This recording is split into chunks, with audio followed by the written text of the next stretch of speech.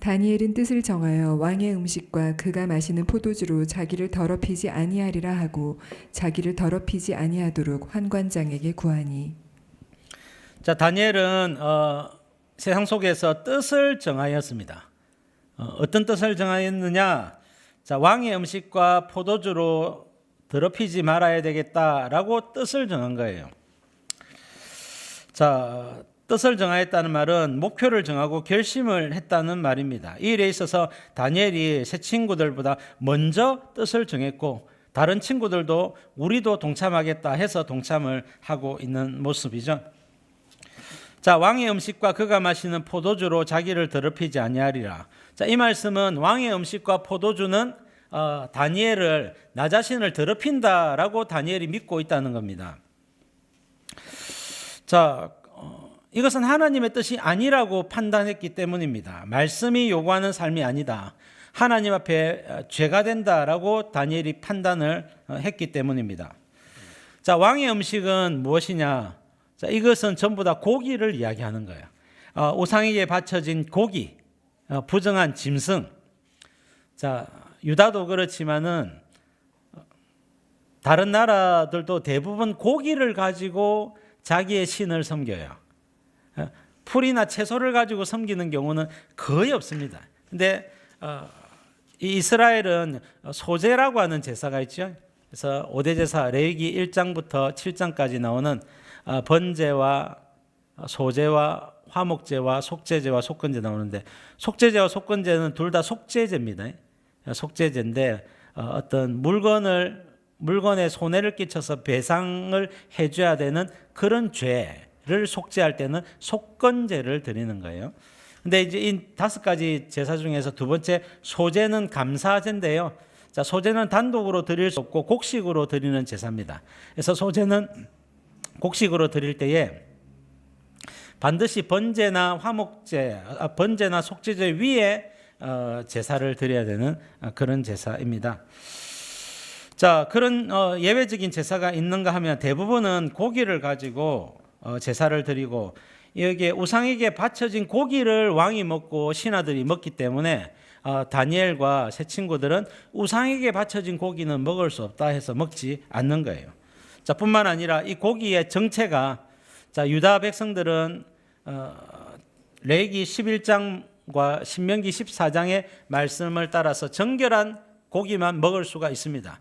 근데 때로는 돼지고기라든지 부정한 고기가 섞여져 있으면 당연히 먹을 수 없겠죠. 또 그것이 우상에게 바쳐진 고기이기 때문에 먹을 수가 없는 겁니다. 그래서 다니엘과 새 친구들은 아예 채식을 하기로 결심을 한 모습입니다. 자, 그래서 다니엘서 1장 11절에도 채식을 주어 먹게 해달라. 고기가 문제라는 거예요. 자, 두 번째는 포도주죠. 자, 포도주는 성경에서 기쁨을 상징하고 즐거움을 상징한다 말씀을 드린 적이 있습니다. 근데 어떤 본문에는 포도주를 먹어도 되고 먹으라고 말씀하는 본문이 있는가 하면, 어떤 본문에는 포도주를 절대로 먹지 마라 이렇게 금하고 있는 본문이 있다고 했습니다. 자, 이것은 이 포도주의 출처가 하나님이냐 아니면 세상이냐에 따라서 구별을 한다 말씀을 드렸습니다. 그래서 하나님이 주시는 기쁨이면 먹으라는 겁니다. 예를 들어서 요한복음 2장에 예수님이 가나 혼인잔치에서 물로 포도주를 만들어서 예수님이 혼인잔치에서 주님이 만들어서 이 혼인잔치 손님들에게 나누어 주라고 했죠. 예수님이 주신 것이죠. 그래서 그것은 먹어도 되는 겁니다. 그리고 마태복음 26장에 성찬식을 할 때에 주님이 포도주를 주시죠. 예수님이 주시는 것은 우리가 먹을 수가 있습니다. 그러나 일반적으로 대부분의 포도주는 주님이 주시는 것이 아니라 세상이 주는 것이고 죄가 주는 것이고 마귀가 주는 것을 상징하는 것입니다. 오늘날 우리가 마트나 편의점 가면 소주나 그다음에 이렇게 양주나 여러 가지 막걸리나 이런 술을 먹습니다. 살 수가 있습니다. 근데 이 술을 예수님이 주신 겁니까? 하나님이 주신 겁니까? 아니죠. 그래서 여러분, 오늘날 성도들은 이 술을 먹지 않습니다. 성찬식을 제외하고는 성도들은 술을 먹지 않는 것이 성경의 메시지일 뿐만 아니라 기독교인들의 아름다운 전통이 되겠습니다. 자, 잠언 20장 1절에 보니까 포도주는 거만하게 하는 것이요 독주는 떠들게 하는 것이라 이에 미혹되는 자마다 지혜가 없느니라. 먹지 말라는 말이죠. 자, 잠언 23장 31절 포도주는 붉고 잔에서 번쩍이며 순하게 내려가느니 너는 그것을 보지도 말지어다. 자, 그죠? 세상이 주는 즐거움이기 때문에 그래요. 잠언 31장 6절에도 독주는 죽게 된 자에게 포도주는 마음에 근심하는 자에게 줄지어다 그랬죠? 그래서 여러분 경건한 성도들, 주님을 믿는 성도들은요, 이 포도주나 독주나 술을 가까이 하지 않는 거예요. 근데 여러분 한번 맛보면요, 맛있죠? 모르시죠? 저는 예수님 믿기 전에 아버지 심부름으로 이제 막걸리 심부름 하다가 혼자 한번 호기심에 먹어봤더니 그렇더라고요. 예, 그래서 맛이 달짝지근 그때 사이다를 타가지고 맛이 좀 있었는데 어쨌든 이제 지금은 다 끊었죠. 당연히 그래서 여러분 술을 성도들은 가까이 하지 않고 술이 우리 판단력을 흐리고 우리의 경건에 도움이 안 되기 때문에 우리가 먹지 않습니다.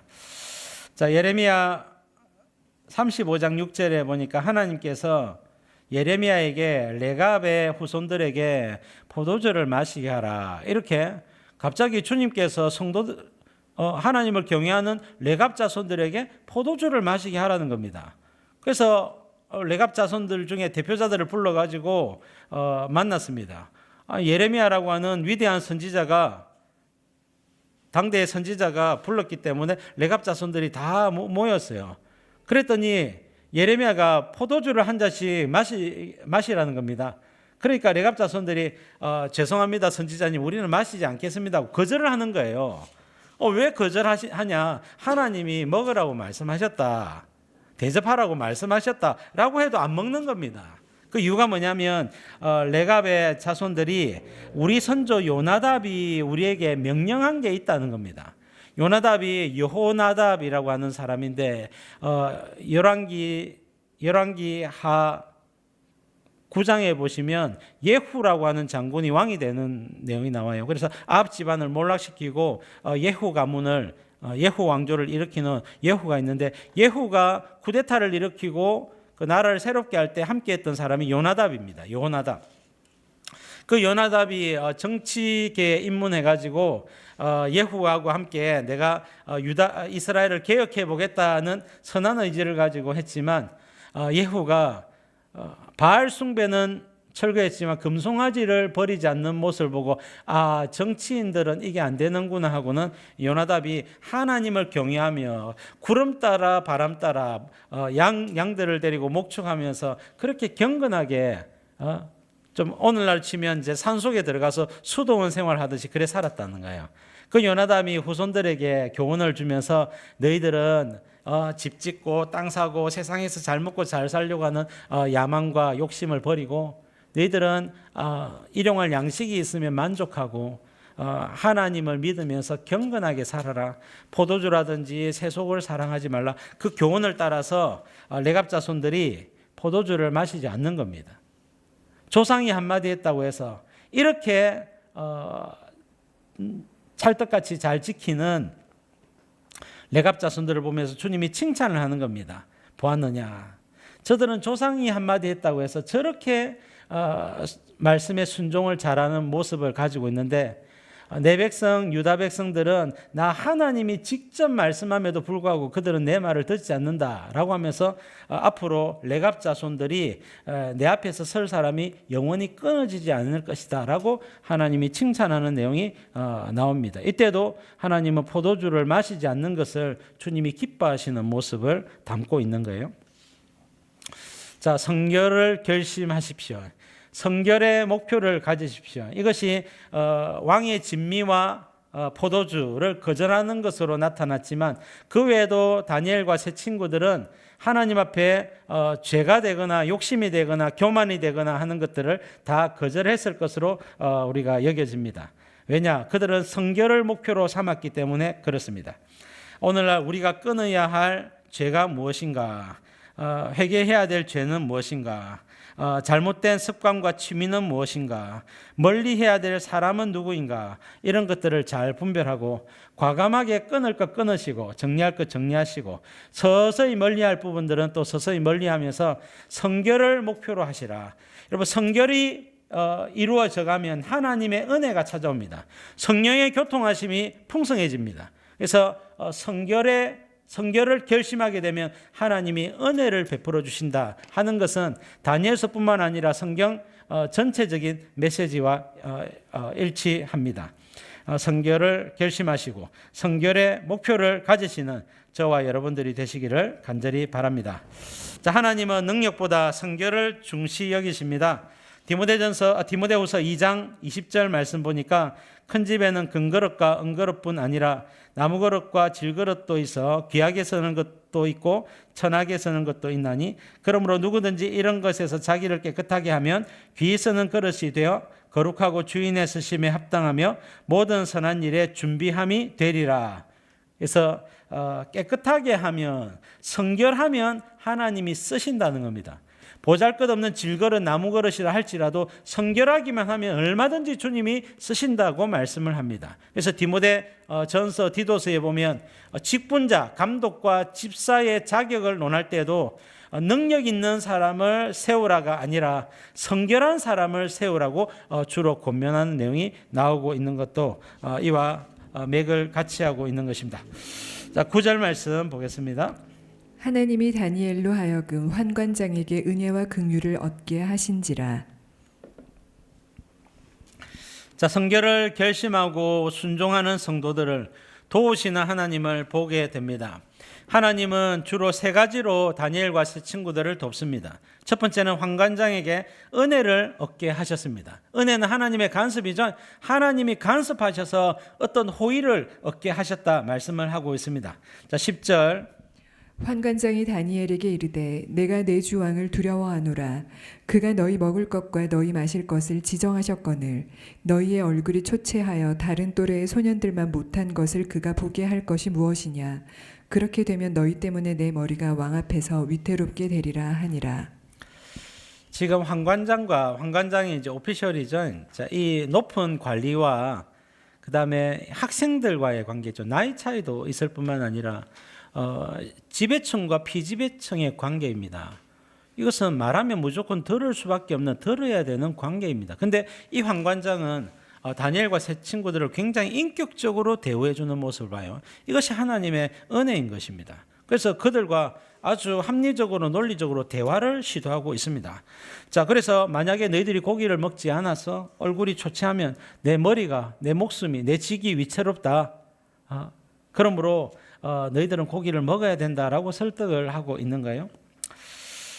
자, 이때 자, 이런 경우가 있죠. 세상 속에서, 또 직장 속에서, 또 군대 생활 속에서 어떤 선배 목사님이 군 생활한 거 간증하는 걸 들었는데, 이 선배 목사님은 자기가 이제 학생 때 이제 군대 입대를 했는데 새벽 기도를 가야 되겠는 거예요. 새벽 기도. 우리 집사님 뭐 군대 다녀오셔서 잘 알지만은 군대에서 일조조무를 안 하고 새벽 기도를 간다? 있을 수가 없는 겁니다. 있을 수가 없다고요. 근데 새벽 기도를 매일 가겠다는 거예요. 그래서 처음에는 얻어맞고 그랬는데 나 새벽 기도 갑니다 하고는 뛰쳐가 버린 겁니다. 자, 그래서 아무리 때려도 이때가 이제 지금과는 다르죠. 선배 목사님이니까 벌써 한 3, 40년도 더 됐는데 얻어맞아도 새벽 기도를 가니까 저러다가 저 아이가 탈영하겠다 싶어가지고 알겠다 보내줄 테니까 너 마음껏 다녀오느라고 허락을 받은 거예요. 허락을 받은 케이스를 이야기합니다. 여러분 교회 다니는 것도 마찬가지입니다. 그리고 저 같은 경우도 교회 다니니까 저는 오늘부터 예수님 믿으니까 제사를 안 드리겠습니다 했을 때 미움도 받았고 매도 맞았고 했지만은 결국은 허락을 받아냈어요. 저를 죽이시든지 때리시든지 마음대로 해라는 겁니다. 배짱 있게 나아가니까 오히려 세상이 두려워하고 오히려 여러분 우리를 존중해 주는 모습을 볼 수가 있습니다. 그래서 오늘날처럼 인권이 어느 정도 보장되는 사회 속에서도 고난과 역경이 있지만은 바벨론 다니엘과 세 친구들이 살던 시대는 고대고 또 식민지 국가와 피식민지 백성 사이의 관계 속에서 이렇게 요구하는 것은 대단히 어려운 요구가 아닐 수가 없습니다. 그럼에도 불구하고 다니엘은 하나님을 믿고 나아갔고 환관장에게 은혜를 얻게 되었던 것입니다. 여러분, 성도가 세상 가운데서 버려진 것 같아도 하나님이 지켜보고 계시고 성도가 선교를 결심하면 하나님이 도와주시는 것입니다. 환관장이 두려워할 때에 다니엘이 좋은 아이디어 한 가지를 제시합니다. 자, 11절 말씀 14절까지. 환관장이 다니엘과 하나냐와 미사엘과 아사랴를 감독하게 한 자에게 다니엘이 말하되 청하오니 당신의 종들을 열흘 동안 시험하여 채식을 주어 먹게 하고 물을 주어 먹게 한 후에 당신 앞에서 우리의 얼굴과 왕의 음식을 먹은 소년들의 얼굴을 비교하여 보아서 당신이 보는 대로 종들에게 행하소서 하매 그가 그들의 말을 따라 열흘 동안 시험하더니 열흘 후에 그들의 얼굴이 더욱 아름답고 살이 더욱 윤택하여 왕의 음식을 먹은 다른 소년들보다 더 좋아 보인지라. 그리하여 감독하는 자가 그들에게 지정된 음식과 마실 포도주를 제하고 채식을 주니라. 자, 다니엘과 세 친구들은 기도하고 채식 식사를 하겠다.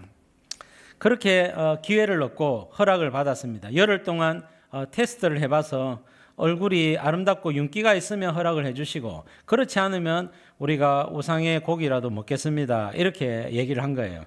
정말로 열흘 동안 기도를 했고 채식 식사를 했고 하나님이 역사해 주셔가지고 더욱 아름답고 살이 윤택하도록 하나님이 역사를 해준 거예요. 보니까 다른 고기 많이 먹는 사람보다 훨씬 더 건강하고 아름답고 윤택하더라는 거예요. 하나님이 두 번째로 이렇게 역사를 해주셨습니다. 자, 17절. 하나님이 이 네 소년에게 학문을 주시고 모든 서적을 깨닫게 하시고 지혜를 주셨으니 다니엘은 또 모든 환상과 꿈을 깨달아 알더라.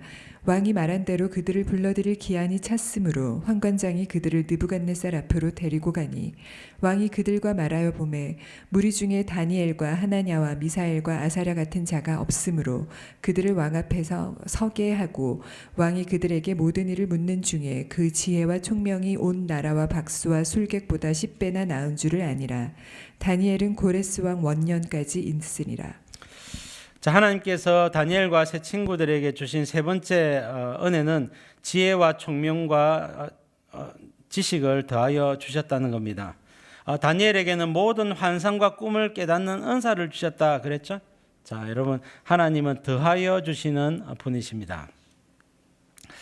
자, 선결하고자 했더니 지식과 지혜와 총명까지 환상과 꿈을 해석하는 은사까지 더하여 주셨다. 이것이 다니엘서를 보면 아시겠지만은 다니엘과 세 친구들을 더더욱 높이시고 존귀한 자가 되고 존귀한 인생을 살도록 만들어 주었습니다.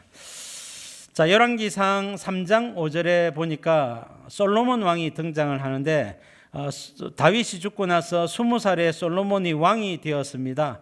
그때 그가 하나님 앞에 1000번제를 드리면서 하나님 앞에 예배를 드렸는데 꿈에 하나님께서 나타나셔가지고 내가 내게 무엇을 줄고 너는 구하라 음성을 들었습니다. 그때 솔로몬이 누가 이 많은 백성을 재판할 수 있사오리까 듣는 마음을 깨닫는 마음을 종에게 주사. 이 깨닫는 마음 듣는 마음이 지혜를 말하는 것이거든요. 주의 백성을 재판하여 선악을 분별하게 하옵소서. 이렇게 주님 앞에 꿈에 기도를 했습니다. 얼마나 간절했으면 꿈에 하나님이 물을 때에 즉답하여 마음의 소원을 이야기할 수 있었겠습니까? 그만큼 솔로몬이 1000번제를 드리면서 계속해서 하나님 앞에 기도하고 또 기도하고 또 기도했던 제목이 하나님 지혜를 주시고 판단력을 주시고 하나님의 뜻을 잘 깨달아 알아서 백성들을 잘 재판하게 해달라는 그런 기도를 하게 되었던 것입니다. 자, 그랬더니 하나님께서 내 말대로 하여 내게 지혜롭고 총명한 마음을 주겠다. 뿐만 아니라 내가 구하지 아니한 부귀와 영광도 내게 주노니 내 평생의 왕들 중에 너와 같은 자가 없을 것이라 말씀을 했습니다. 여러분, 말씀대로 순종하니까 더하여 주시는 은혜를 누리게 되는 겁니다. 하나님은 그런 분이에요. 하나님은 더하여 주시는 하나님이십니다. 여러분, 다니엘서 2장에 보니까 다니엘은 느부갓네살 왕의 꿈과 해석을 알게 합니다. 다니엘서 4장에 보니까 나무와 느부갓네살의 나무 꿈을 또 해석을 해주죠. 5장에 손가락 글씨를 해석하고 7장 9장에 종말 예수님이 재림하실 때에 또 재림 예수님 시대에 받게 되는 성도들의 고난과 성도들의 영광에 대해서 깨닫고 그것을 우리들에게 계시로 남깁니다.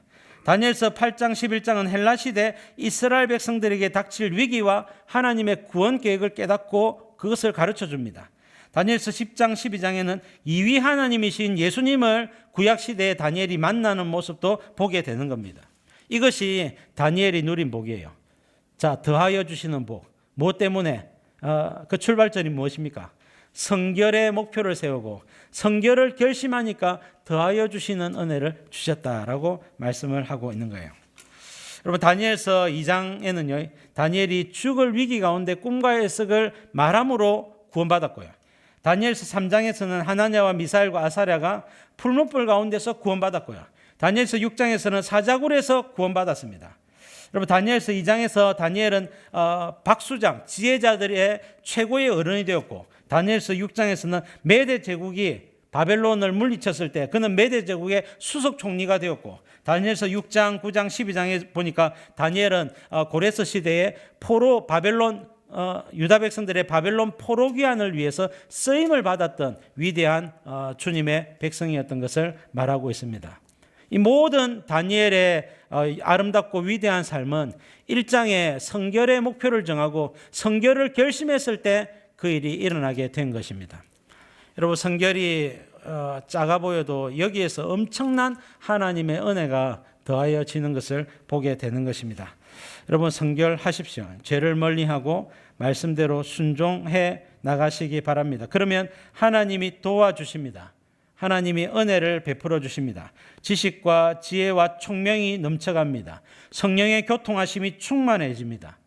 그것이 기독교인들이 걸어가야 될 믿음의 삶이라 오늘 말씀이 우리에게 증거하고 있습니다. 성결을 결심함으로 말미암아 또 성결의 삶을 추구하심으로 말미암아 하나님의 영광을 위해서 위대하게 쓰임받는 위대한 성도님들 되시기를 주님의 이름으로 축복합니다.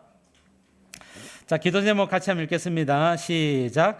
성결하게 하소서, 하나님께 인정받게 하소서, 다니엘과 새 친구처럼 지혜와 성령으로 충만하게 하소서, 하나님의 영광과 복음 위에 쓰임받는 인생 되게 하소서. 아멘.